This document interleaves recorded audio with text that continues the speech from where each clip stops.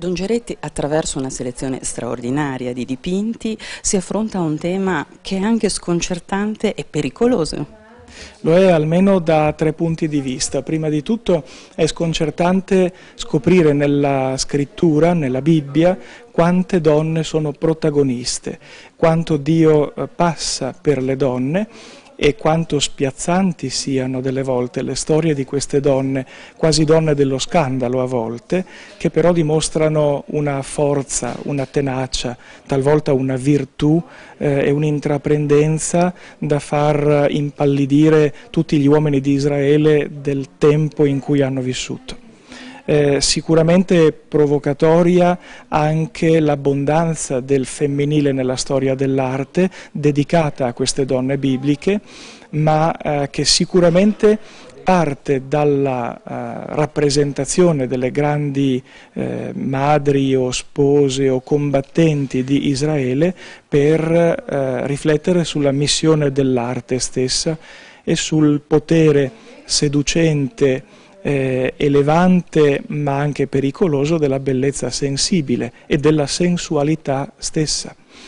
Inevitabilmente poi il terzo aspetto provocatorio della mostra è proprio il femminile in quanto tale, in quanto tema di grande importanza culturale, politica e religiosa,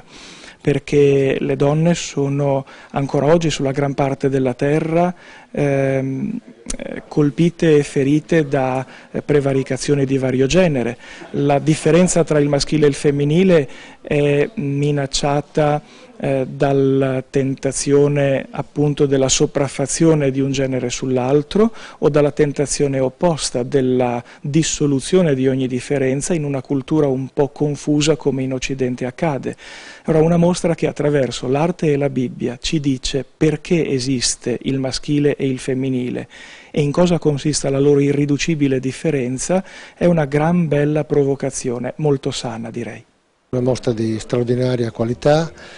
che è anche l'esito in qualche modo dello stop dell'anno scorso, in quanto quel momento di riflessione forzata ha creato le condizioni anche per una rilanciata ambizione e la qualità delle opere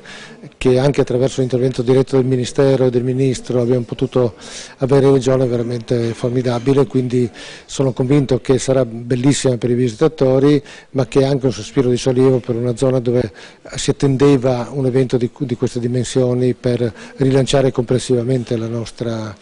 montagna, quindi non solamente il Leggio dove tutto il paese è coinvolto nell'organizzazione e nell'attesa della mostra, ma anche per tutto il Tolmezzino e non solo, perché questa mostra qua segna un punto, come dire, comunque determinante, insomma, imprescindibile sull'offerta culturale della montagna. Insomma.